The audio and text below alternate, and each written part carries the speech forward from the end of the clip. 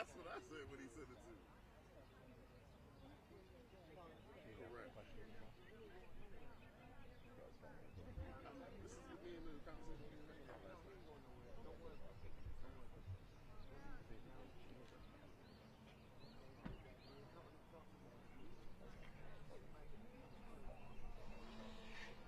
And he said the same thing. So I just don't know. So I don't know if it's true, but don't put those words in my mouth. There's definitely rumors.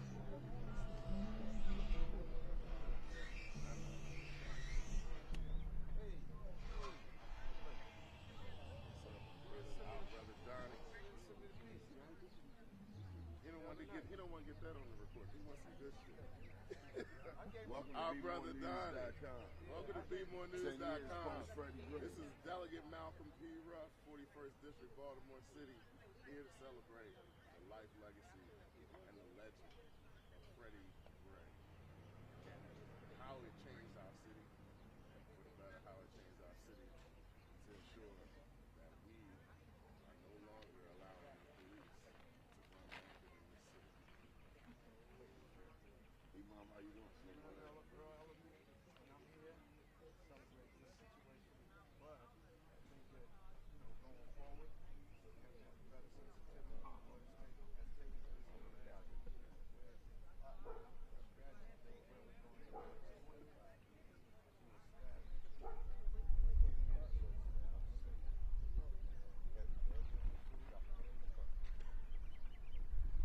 What's up, our brother Donnie? Brother. It's a revisit. Sound check. Everybody still good? 10, 9, 8, 7, 6, 5, 4, 3, 2, 1. Check, check, check.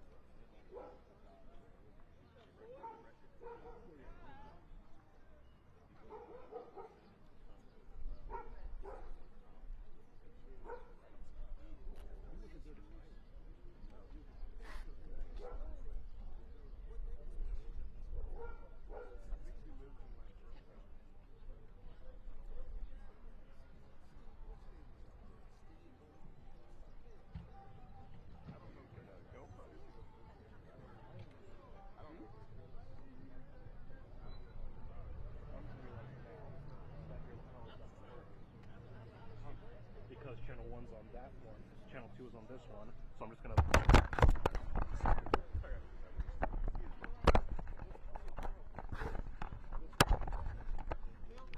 Channel 2 is here.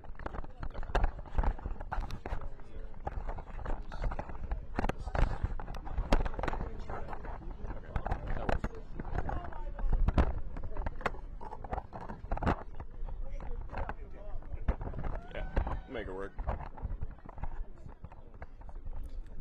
Question and answer goes. If you can grab some B-roll with your camera on me. Oh, my phone? Yeah, Okay. yeah, that'd be Focus great. on you. Yeah, Got focus it. on me.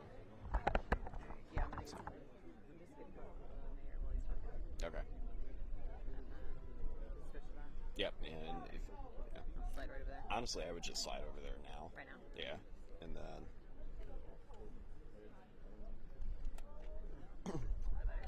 yeah.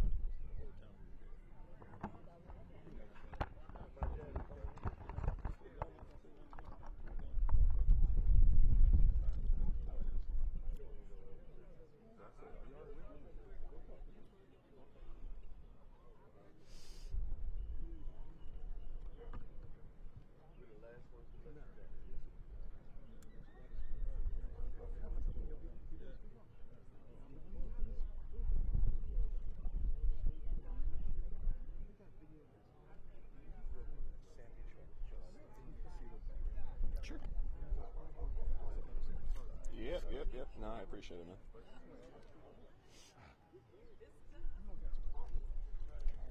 Thanks, bud.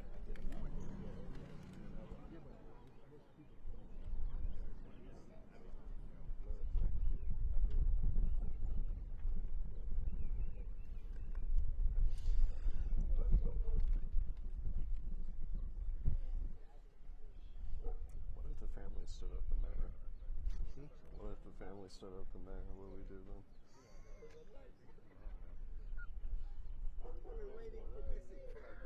Missy Houston.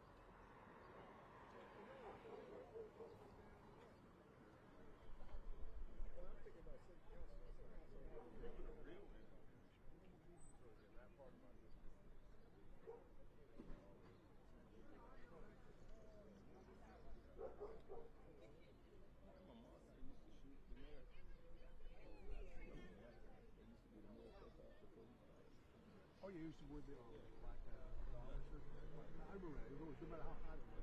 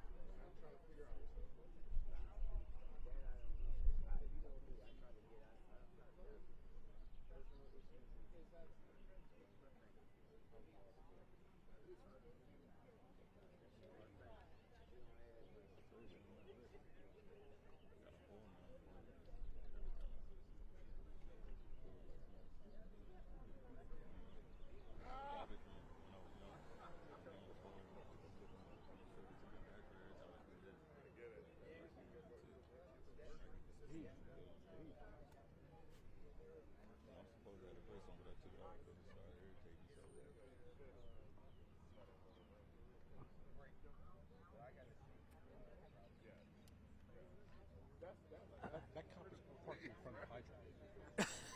Well, I just said, what a wild image. Fox 45 could do a whole story on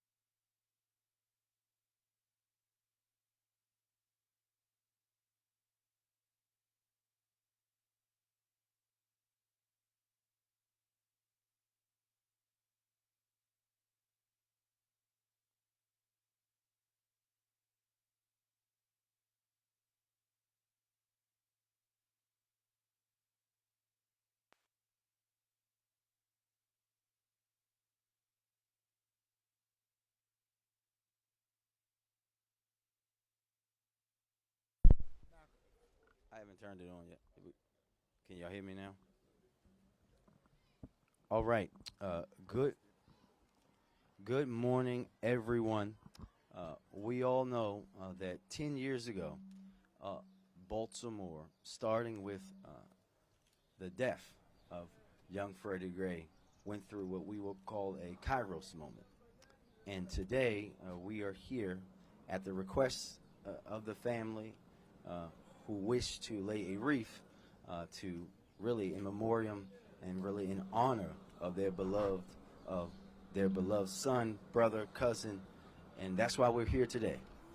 But as I've been saying to all of you all week, every time you've asked, we all know that we are not the perfect Baltimore that we all want to be, and said that we doubled down on wanting to be after 2015 and the unrest that followed Freddie's death. But yes, we are better, and we will continue to get better each and every day in every way, whether that's here in Sandtown, across town in East Baltimore, all over West Baltimore. We'll continue to work that way. I'm now going to turn it over to the attorney for the family, Billy Murphy, who will be speaking for the family, and he'll tell you about what the family wants to say today, but also why what happened and why they may not be joining us. Mr. Murphy. Thank you, everybody. This is a wonderful day to recall all of the events that got us here. We're happy that the mayor is placing a wreath at the mural depicting Freddie, the mural that when everybody looks at it gets inspired, the mural that reminds us of what happened on that fateful day. There's so much that happened as a result of Freddie's death. Much of it good, a lot bad. And we have to work harder each and every day to make sure that the dream that arose from Freddie's death one day comes true. Better housing, better food, better health care, maintaining what we have and getting more instead of going backwards as a certain orange person wants to do. And so we're glad to be here, but we want more for this city. And with the help of God, the mayor is going to bring it to us. Our state's attorney is going to bring it to us. Our governor is going to bring it to us. And all of you are going to be involved in making it happen. Thank you for coming.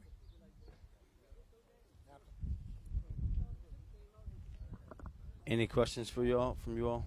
Yes, sir. Yeah, Mr. Mayor, look, about 8 years ago, the consent decree became a thing here in Baltimore. In 2022, as I'm sure your office is aware, there's about 26,000 fingerprints that were not processed by BPD. Sources told us just this morning that this situation is still ongoing. What actions has your office taken to address these ongoing problems? So I know you weren't here, and we know that you guys have a inability to not understand what kind of moment you're in right now, but I'm going to look past that for a second. So first and foremost, for those of us who were here, will know that the idea of the consent decree actually started in 2015, and those of us that were calling and working towards that. And we know that for many years after the consent decree was put in place, there wasn't significant progress.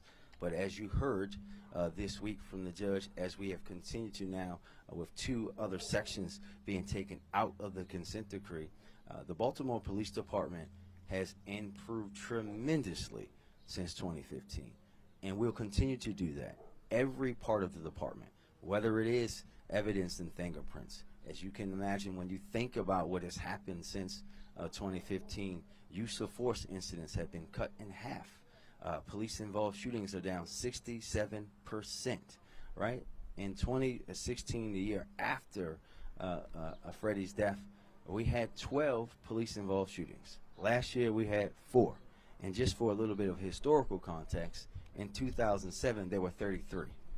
And when you see a department that at that time was viewed as the most broken, the place where you should not do anything that they do, to now, 10 years later, for us to not be a perfect police department, but to be the one that, especially over the last 4 to 5 years, has been the place where mayor after mayor, commissioner after commissioner have come to us to say, how are you guys doing this? How are you reforming and setting records of reducing violence in your city at the same time?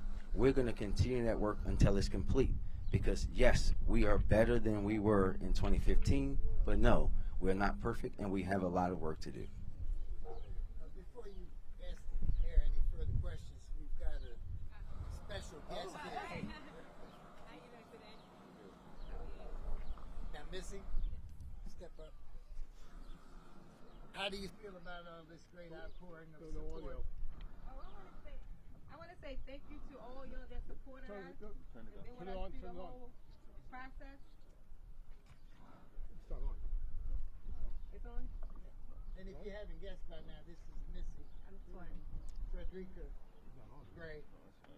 Going 14 minutes before Fred. No, after. I was after Frank. Yes. So thank you. But thank you for all the support and everything that y'all did for us around that time. And it's still justice for Freddie Gray.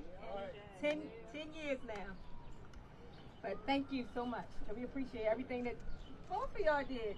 Both of you probably went there, but both of y'all did. And I appreciate all the support. Thank you. For me and my family. Thank We still going strong. Any other quick ones, you guys? Quick one. Ardrick is here. Yes, sir. We've been hearing on the media about the unidentifiable ICE agents swooping up people around the country. Could you kind of speak to that? Well, listen, we know what is happening, and we all know that, for example, our U.S. Senator has shown extreme courage and leadership in going to El Salvador. What is happening, unfortunately, there's a staunch difference between targeting and going after people who just happen to be illegal, that are violent criminals or committing crimes in this country, versus snatching working citizens off the street who may look like they are immigrant. And I think we have to understand how dangerous that is. When you hear the president say he wants to talk about sending citizens to El Salvador next, those of us, especially black people, we know what this kind of stuff leads to. Jewish people know what this kind of stuff leads to. And we all have a responsibility to stand up for what folks say are the tenements of America. And that's to protect people who have done no wrong. If you did wrong, I do not care where you come from. If it's South Africa, if it's West Baltimore, if it's rural Alabama, you should be dealt with as according to law. But we should not live in a country where people who have done no wrong and who aren't illegal should be sent to another country. Thank you. Yes, ma'am. Hi. So I just spoke with some residents who said they haven't seen a lot of changes. What can you say to them to allay their concerns for, like, this is the practice that you're taking, this is what we're doing? What can you say to them to put them at ease? Yeah, listen, it's not about putting folks at ease. This is about talking as things are and in a realistic point of view. Me and Miss Tracy, who's the community leader in Sandtown, were just talking, right? I understand that there has been progress, but not enough.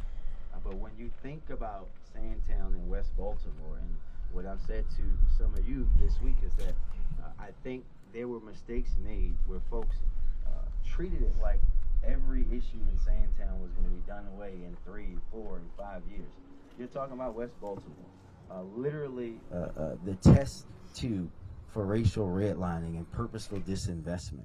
And while I could sit here and tell you a whole bunch of true things, for example, that just a 3-minute walk from here, I'm building a brand new Parkview Rec Center, in which was a vacant elementary school, that we have been meeting and helping to get to the design of a brand new Lillian Jones Rec Center just down the street, that we've reduced vacant houses in this neighborhood and the surrounding neighborhood significantly, that we poured money into housing developments and helping those things happen. But we still have a lot of work to do, right? And change of this kind of a massive nature was never going to be overnight, and it's going to have to be sustained. And I think that's what we have to help people understand and talk to them in that way. And you'll never hear me say, I'll say this to folks all the time, these significant challenges and issues were never going to be solved in anyone's one political term, or they have to be talked about sustainable over political careers and over time. Even when you, that's why I say our plan to end vacant houses is a 15-year plan. That means it's going to be going on after I'm no longer in office, and that's the way we have to communicate. Yep, last one. Yes, ma'am.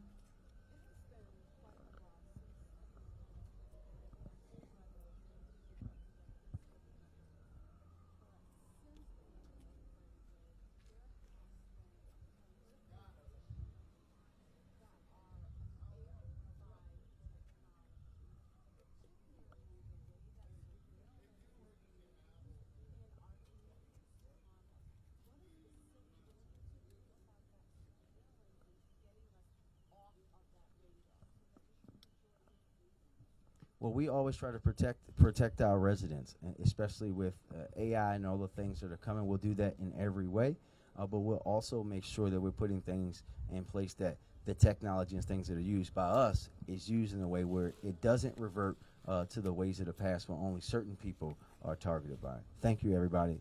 We're going to allow Frederica to walk with the wreath now.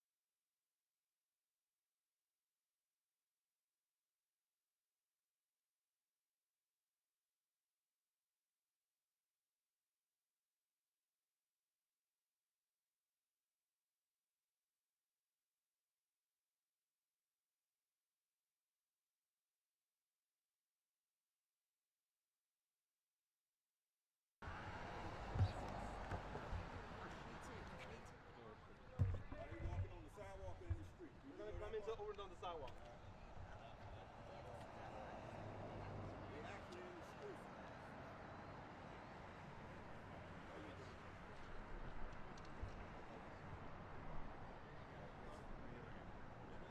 All right.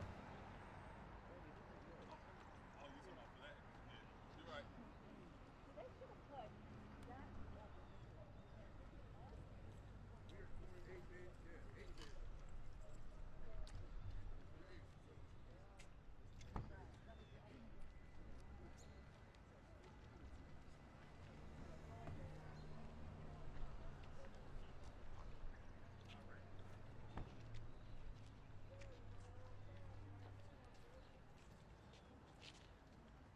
Excuse me.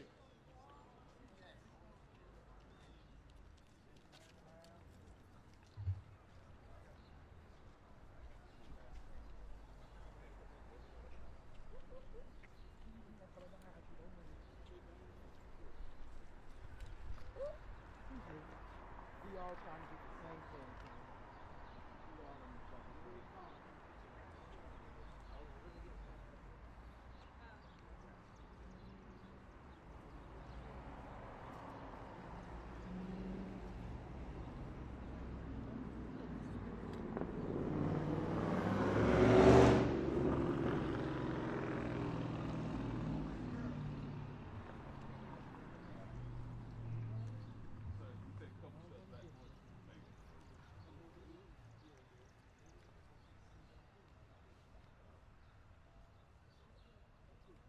Looking for Mr. Murphy.